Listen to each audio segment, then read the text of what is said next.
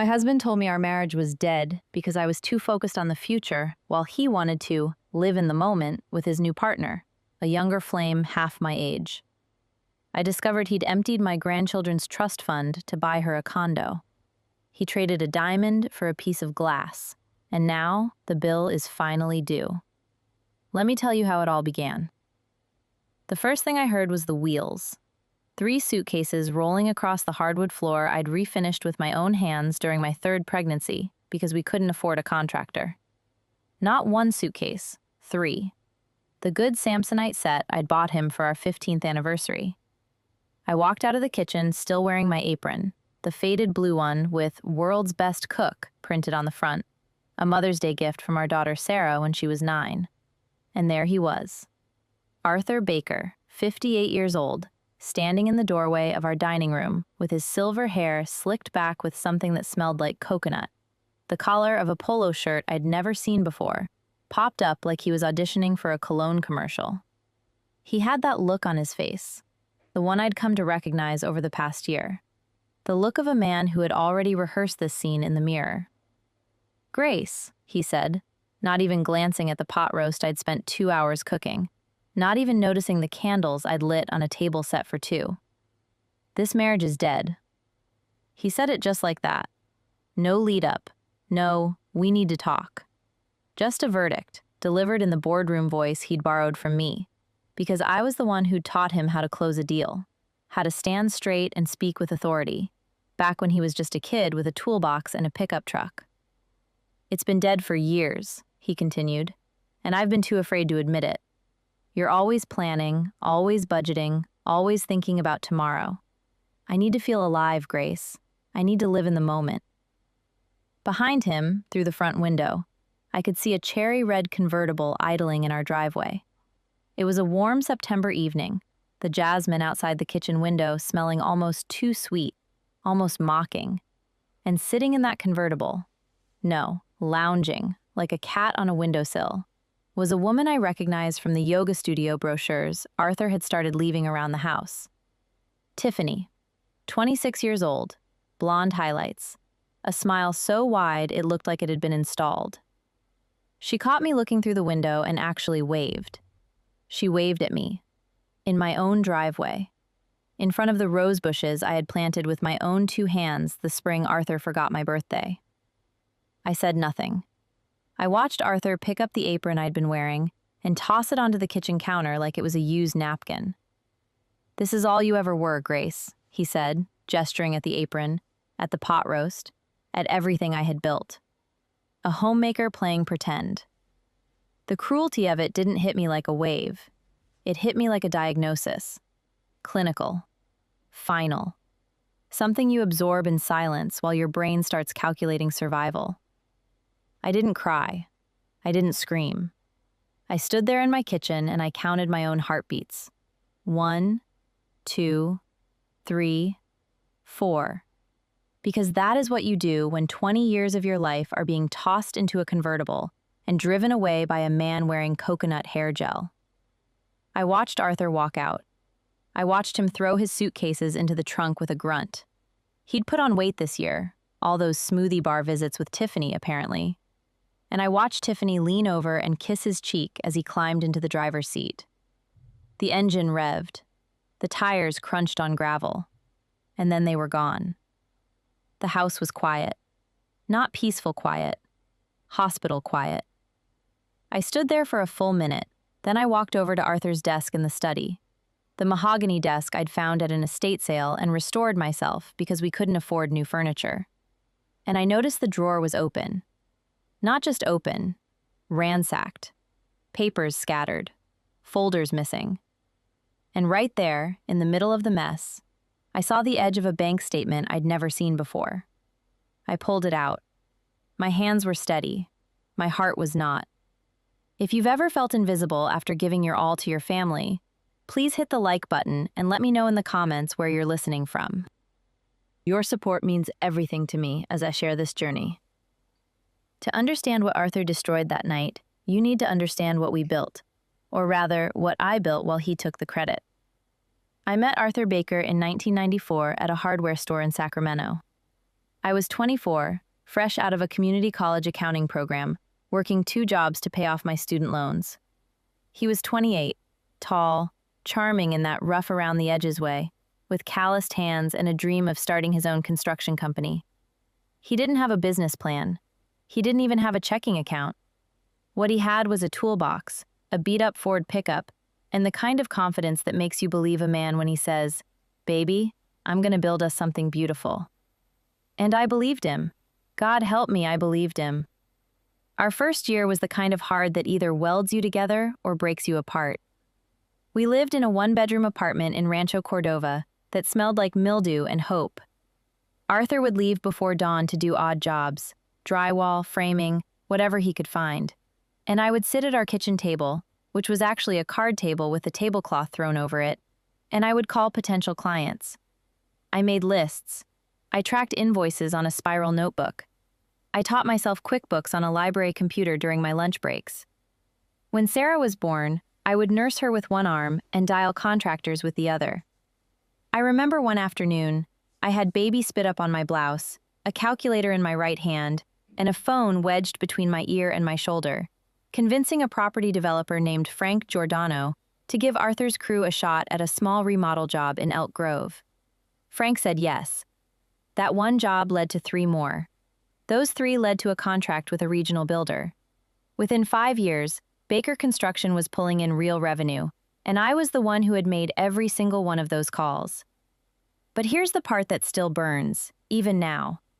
The night we landed the Giordano contract, the one that changed everything, Arthur took me out to Olive Garden to celebrate. It was the fanciest place we could afford. And when his buddy Ray called to congratulate him, Arthur said, right there at the table, loud enough for me to hear, "Yeah, I closed the deal. Grace just answered the phone." He laughed when he said it, like it was a joke, like the months of cold calls and spreadsheets and spit-up stained blouses were just background noise in the Arthur Baker success story. I let it go. I told myself he was just being a man of his generation, that he loved me in his own way, that we were partners, even if he couldn't say it out loud. My best friend Linda warned me. Linda Voss, who lived 3 houses down and had survived her own ugly divorce in the 90s, looked me dead in the eyes over coffee one morning and said, "Honey, you're building his castle while he's picking out the curtains for someone else's bedroom." I told Linda she was being dramatic. I told her Arthur and I were solid. I told her that. For 15 years, I told her that. The truth is, I gave up more than phone calls. In 2003, I was accepted into an MBA program at Sacramento State, full scholarship. Do you know what that means for a woman who paid for community college with tips from a diner job? It meant everything. It meant I could have been more than the invisible engine behind Baker Construction. But Arthur sat me down and explained, very reasonably, very calmly, that the business was at a critical growth phase, and he needed me at home managing operations. "You're the best CFO I never had to hire," he said with a wink. And I fell for it. I let the deadline pass. I let the scholarship go to someone else. And for the next 20 years, I ran that company from a desk in our kitchen, while Arthur played the role of the big boss at job sites, shaking hands, slapping backs, and taking all the glory. I kept every receipt. I negotiated every contract. I managed payroll for 47 employees. I handled the insurance claims when Arthur's crew damaged a client's antique fountain. I calmed down the Henderson family when Arthur's foreman accidentally demolished the wrong wall. And every single quarter, when the tax returns came in clean and the profit margins held steady, Arthur would look at the numbers and say, "Not bad for a guy who started with nothing. Not bad for a guy." As if the spreadsheets filled themselves. But there was something else I did that Arthur never knew about. Something that would end up saving my life. Starting in 2019, when I first felt the ground shifting beneath my marriage. Not a crack, not yet, more like a tremor. I began setting aside money. Not much, 100 here, 200 there, from the household budget, from the cashback rewards on the business credit card that Arthur never bothered to check. I opened a separate savings account at a small credit union in Auburn, 45 minutes from our house, under my maiden name, Grace Holloway. My mother taught me that. She'd grown up watching her own mother scrub floors for a man who drank away every paycheck. And the one thing she drilled into me was this: always have a door that only you have the key to. I didn't know what I was saving for. I just knew I was becoming invisible, and invisible women need escape routes. The red flags came slowly at first, then all at once.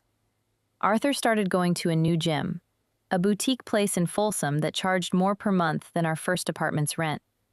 He bought a sports car, a ridiculous silver thing that he could barely fold himself into. He started locking his phone, something he'd never done in 30 years. When I asked about it, he said, "A man's entitled to his privacy, Grace. Don't be that wife." Don't be that wife. As if asking your husband why his phone suddenly needed a 6-digit passcode made you paranoid instead of perceptive. Then came the credit card statements. I noticed charges for private yoga sessions, $300 a pop, twice a week. I'm not a fool. I know what yoga costs. And I know that no amount of downward dog requires a $400 bottle of champagne from a restaurant in Napa Valley on a Tuesday afternoon. But I didn't confront him, not yet, because I'd overheard something that froze my blood and sharpened my mind at the same time.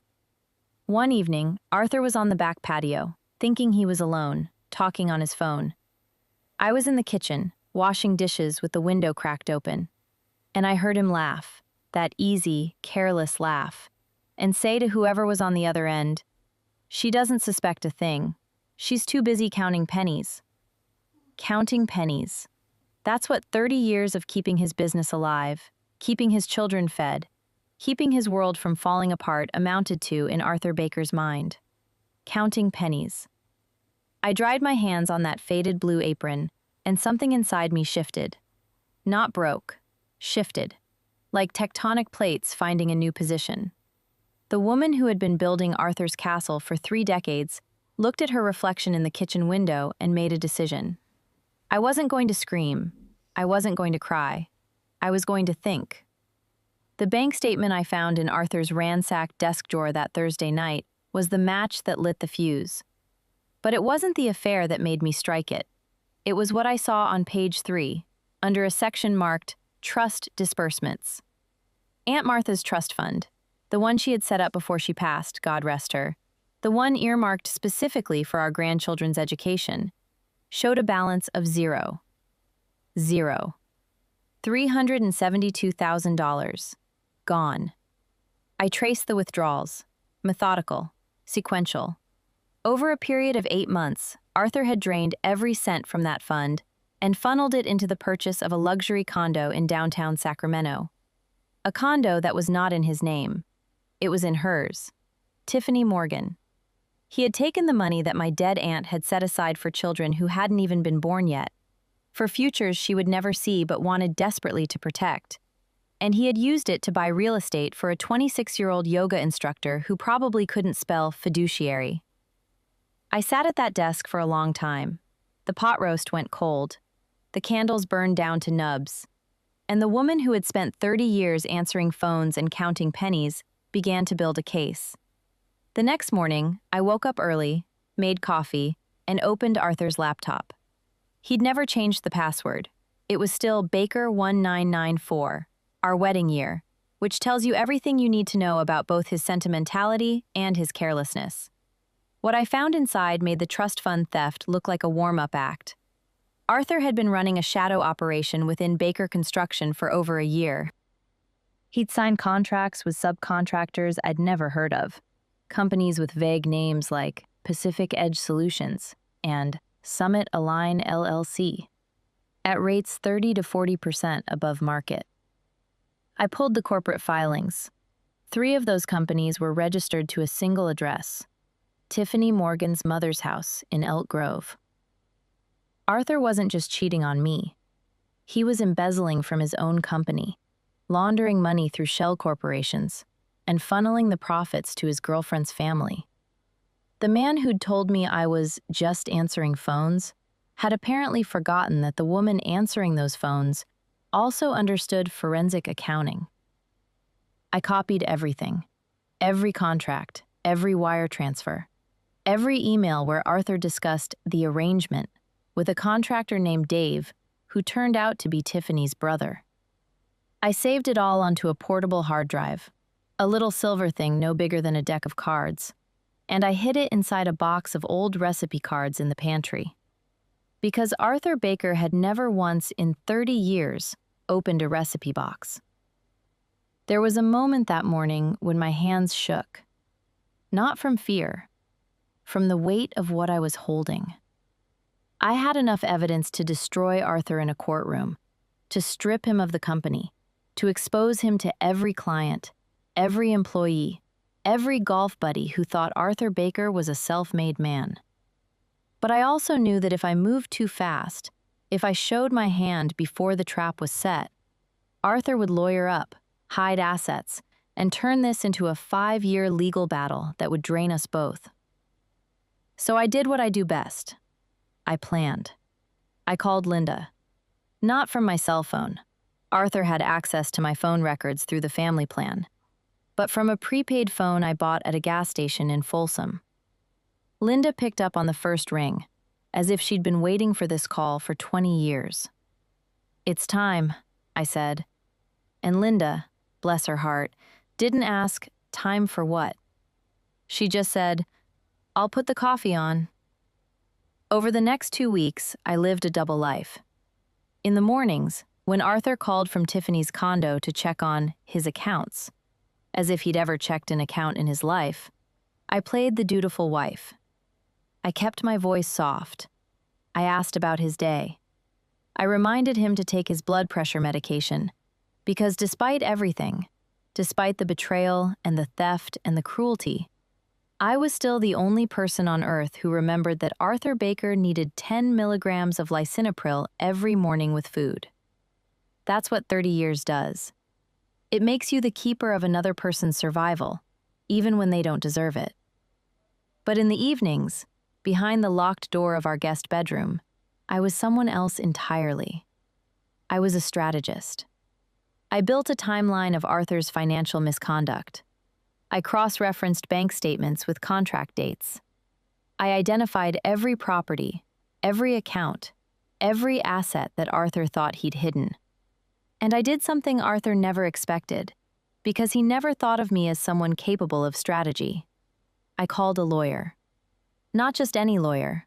I called Diane Prescott, a family law attorney in Sacramento who specialized in high-asset divorce cases involving financial fraud. Diane was 63 years old, wore reading glasses on a beaded chain, and had a reputation for dismantling cheating husbands with the precision of a surgeon. When I showed her the hard drive, she looked at me over those reading glasses and said, "Mrs. Baker, your husband didn't just shoot himself in the foot. He reloaded and did it again." There was one night I almost got caught. Arthur came home unexpectedly. His words were, "Tiffany's got a girls' night," which was code for, "She's tired of me already." And I'd left the guest bedroom door unlocked with every document spread across the bed like a war map. I heard the front door open, heard his keys hit the ceramic bowl in the hallway, and I had exactly 40 seconds to sweep 3 months of evidence into a laundry basket and throw a comforter on top. When Arthur pushed the door open, he found me sitting on the bed with a romance novel, reading glasses perched on my nose, looking for all the world like a lonely wife waiting for bedtime. "You sleeping in here now?" he asked. "The mattress is better for my back," I said. He shrugged, that Arthur shrug, dismissive, incurious, and walked away. My heart was hammering so loud I was certain he could hear it from the hallway. Underneath that comforter, 3 inches from his hand when he leaned on the doorframe, was enough documentation to end his career, his freedom, and his reputation. He never even looked down. Now let me tell you about the house on Blue Ridge. 5 years before Arthur packed those Samsonite suitcases, back in 2019, when I first heard the tremors in our marriage, I did something that even Linda didn't know about. I drove 2 hours east into the Sierra Nevada foothills to a small lake community near Grass Valley, and I bought a cottage. It was nothing fancy. 2 bedrooms, a stone fireplace, a wraparound porch that looked out over a lake so still it reflected the pine trees like a mirror. I paid for it in cash, using the savings I'd been building in that credit union account under my maiden name. $87,000. Every penny of it earned and saved by the woman Arthur called a homemaker playing pretend. I'd told no one. Not Sarah, not Linda, not my sister in Oregon. It was my secret, my escape hatch, the door only I had the key to. And now, as I sat across from Arthur at our dining table, watching him smile at a text from Tiffany while I passed in the salt and reminded him about his cardiologist appointment, I knew exactly where that door led. The hardest part was the last dinner. Arthur had come home, a rare event by then, to pick up some golf clubs and a box of cigars he kept in the garage. I offered to cook. He seemed surprised, maybe even a little guilty, which for Arthur meant he looked at me for a full 3 seconds before checking his phone. I made his mother's lasagna, the recipe I'd learned from Rita Baker herself before she passed. I set the table properly, cloth napkins, the good glasses. And while Arthur sat there, scrolling through his phone and chewing with his mouth slightly open the way he always did, I excused myself to use the restroom, walked into the study, and spent 11 minutes removing every trace of my administrative access from the company's financial system. I deleted my login credentials from the payroll platform. I changed the security questions on the business banking accounts, the ones Arthur had never set up himself because he'd always had me to do it for him. I removed my name from the vendor contact lists. And I did it all with the bathroom fan running so Arthur wouldn't hear the keyboard clicking. When I came back to the table, he looked up and said, "This lasagna is actually pretty good." Actually, as if my cooking had ever been anything less than extraordinary. I smiled. I poured him more wine. And I thought, "You have no idea that you just ate your last supper in this house, Arthur Baker." I sat across from him, watching him smile at a text from her, while I knew his bank account was a ticking time bomb. Was I too cold, or was this just justice? Tell me what you think of my choice in the comments with the word justice to support me. I left on a Tuesday, not dramatically, not with tears or slammed doors or a speech on the front lawn.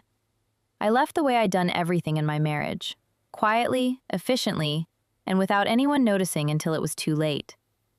I waited until Arthur was in Napa with Tiffany, a business trip, he'd told me, because apparently buying overpriced wine with your mistress counts as a business expense when you're delusional.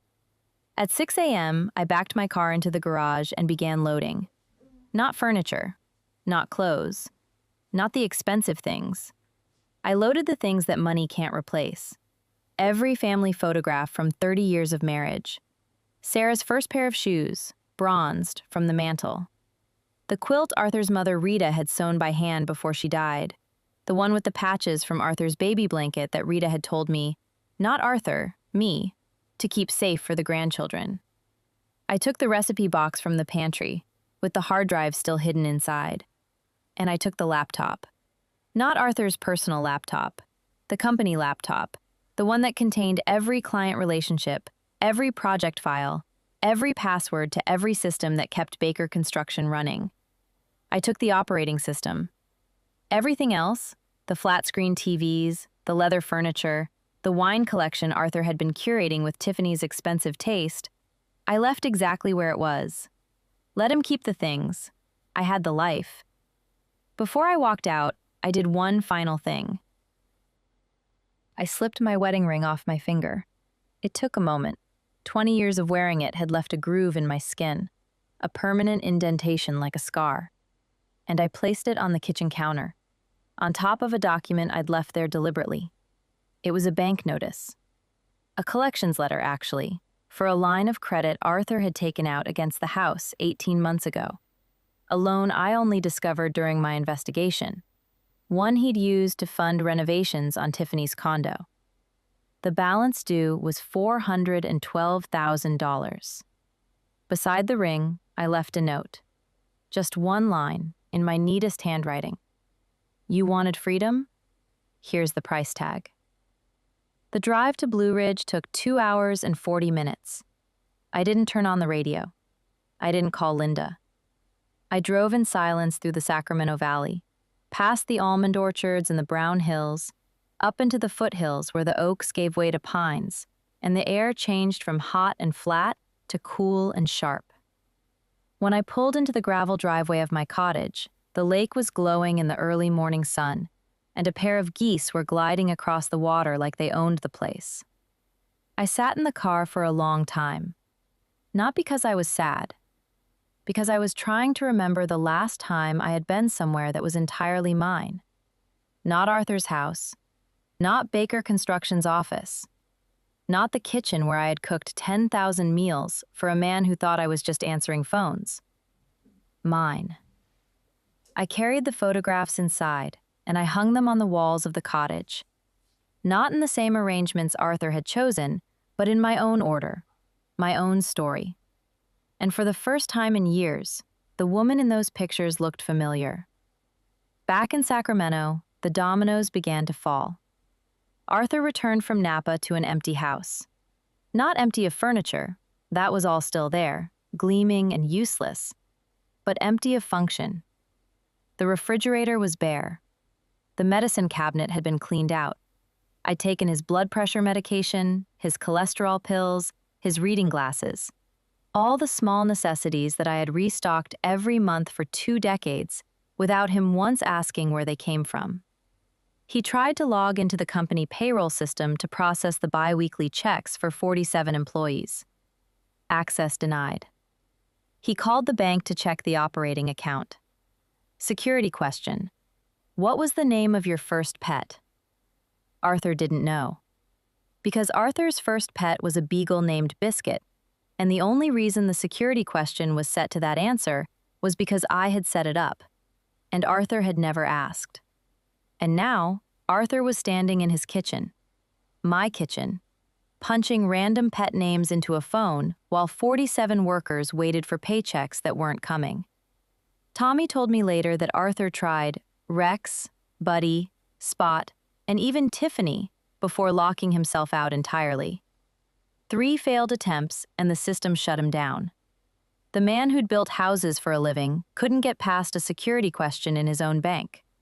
But the small humiliations were almost worse than the big ones.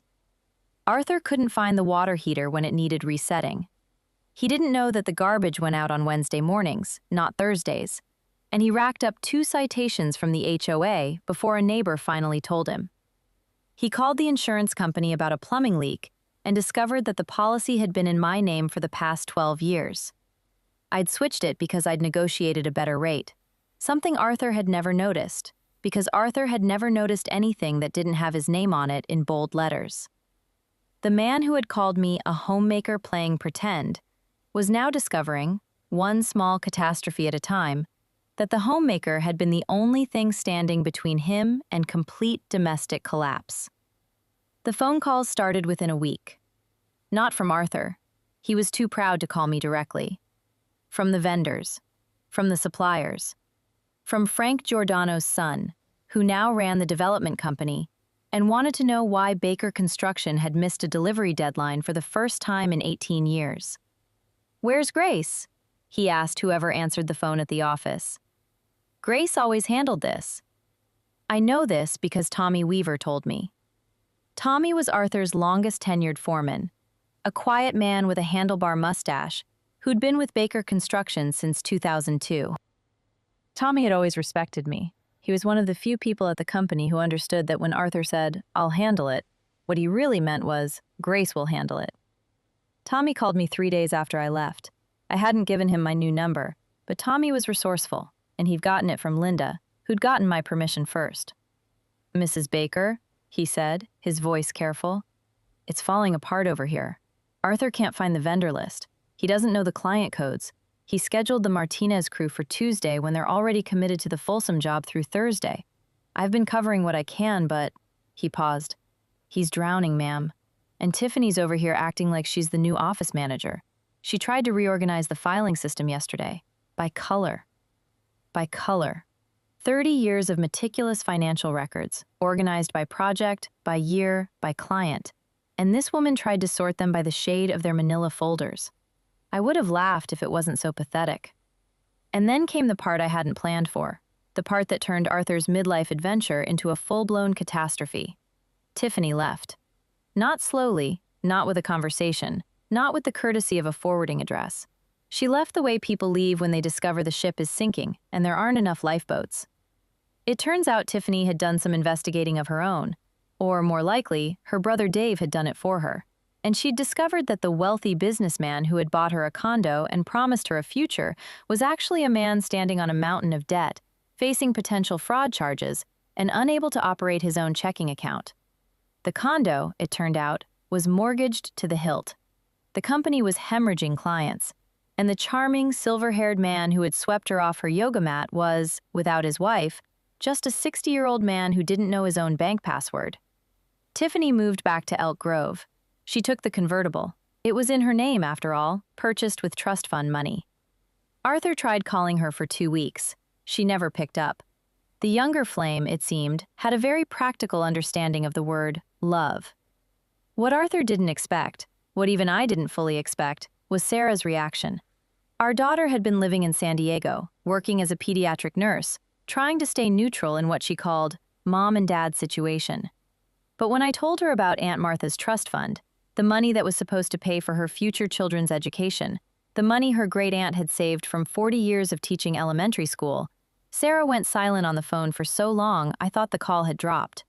When she finally spoke, her voice was the kind of calm that precedes a storm. "He stole from his own grandchildren," she said.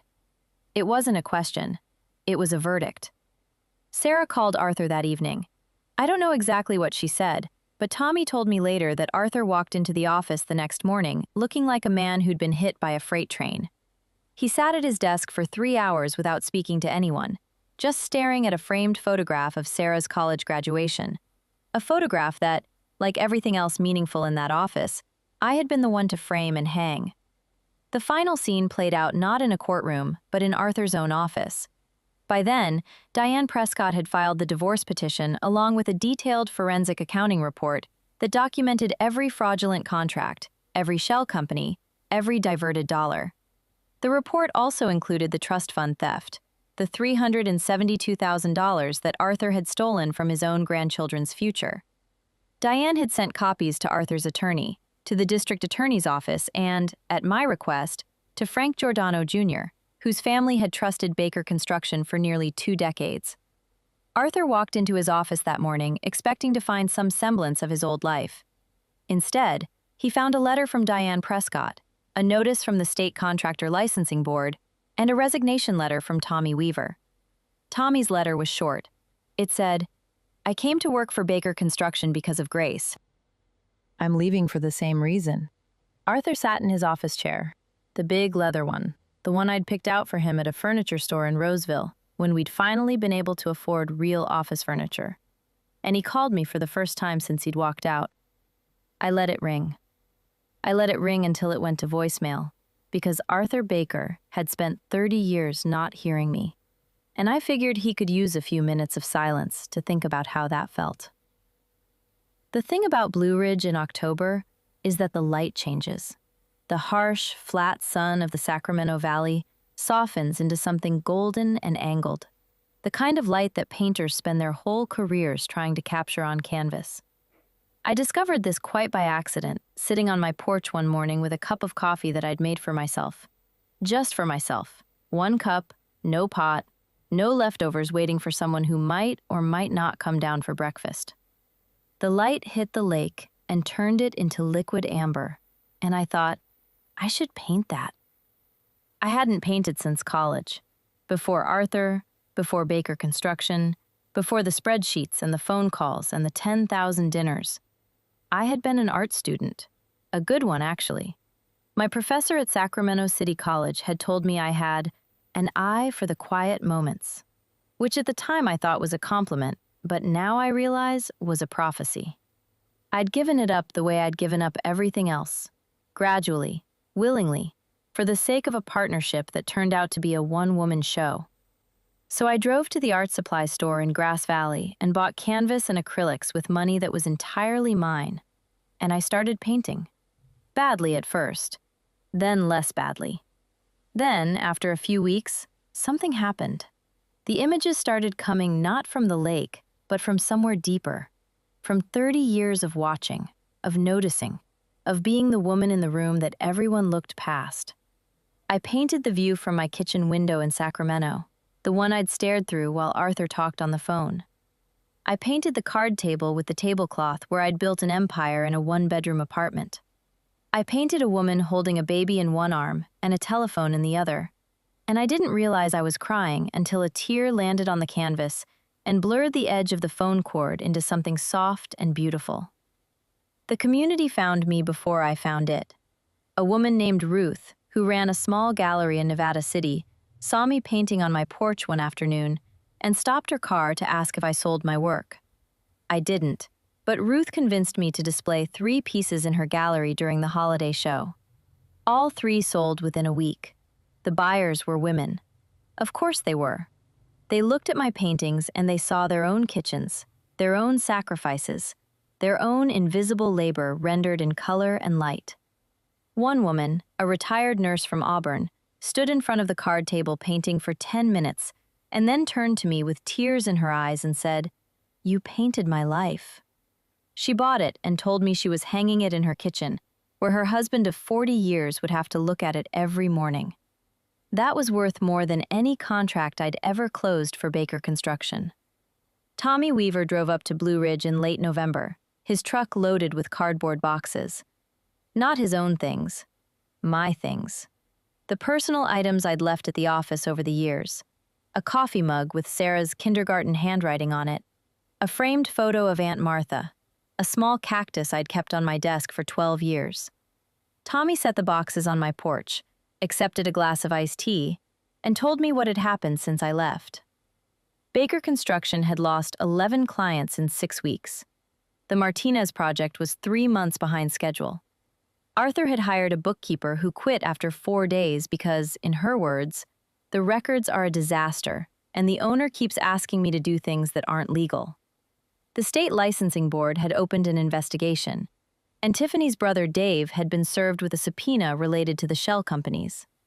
Tommy sat on my porch steps and looked out at the lake and said, "The guys miss you, Mrs. Baker. Half the crew said they'd come work for you if you started your own outfit." I told Tommy I was painting now. He looked at the canvas on my easel, a half-finished landscape of the lake at dawn, and he nodded slowly, as if that made perfect sense, as if the woman who had run a construction company from a kitchen table could just as easily create something beautiful from nothing, because that was what she'd always done. The last time I saw Arthur was in December. He drove up to Blue Ridge without calling first, which was the most Arthur Baker thing he could have done, assuming he was welcome wherever he went, assuming the door would always be open for him. He looked older, not just the kind of older that happens in 3 months, but the kind that happens when the scaffolding of your life is removed, and you realize the structure underneath was never as solid as you thought. His hair wasn't slicked back anymore. He was wearing an old flannel shirt I recognized from the 90s, back when we were young and broke and building something together. And he was carrying something in his hands, held carefully, like an offering. It was the apron. The faded blue World's Best Cook apron that he'd tossed onto the counter the night he left. He'd washed it, ironed it, folded it into a perfect square. He stood on my porch, my house, my life. And he held it out to me and said, "I spent my whole life chasing excitement, Grace, running after the next big thing, the next deal, the next thrill. And I forgot that you were the one keeping my heart beating. Not just the business, not just the house, my actual heart. You remembered my medication. You remembered my mother's recipes. You remembered everything that mattered, and I threw it away for a woman who couldn't even remember my middle name." I looked at the apron in his hands. I looked at Arthur's face, the face I had loved for 30 years, the face that had lied to me and stolen from me, and told me I was nothing more than a homemaker playing pretend. And I felt something I hadn't expected. Not anger, not satisfaction, not even sadness. I felt free. I reached out and I touched the apron, gently, the way you touch something that belongs to another lifetime. Then I folded his fingers back around it and I said, "Arthur, I spent 30 years being your operating system, your memory, your manager, your safety net. And do you know what I've learned since you left? The system runs just fine on its own. It always did. It was you who couldn't function without it. Keep the apron. I don't need a costume anymore. I know exactly who I am. I stepped back inside. I closed the door. Not with a slam.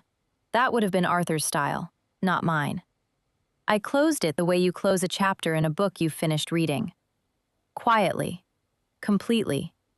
With the knowledge that there are more pages ahead. And on the other side of that door, for the first time in 30 years, nothing was waiting for me except possibility. Through the window, I watched Arthur stand on the porch for a long moment, holding that folded apron against his chest. Then he walked back to his car. Not the convertible, that was gone. A rental sedan, modest and ordinary.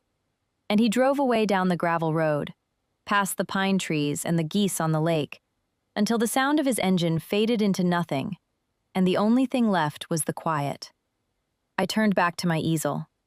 The lake outside was catching the last of the afternoon light, that golden California glow that makes everything look like a memory worth keeping. I picked up my brush. I had a painting to finish. And for the first time in 30 years, the only person I was building something for was me. Arthur spent his life chasing excitement, only to realize I was the one keeping his heart beating. But I'm not his support system anymore. I am the master of my own life. If my story touched you, please give this video a like and share your thoughts. Have you ever had to reclaim your life from someone who took you for granted? Let's talk in the comments.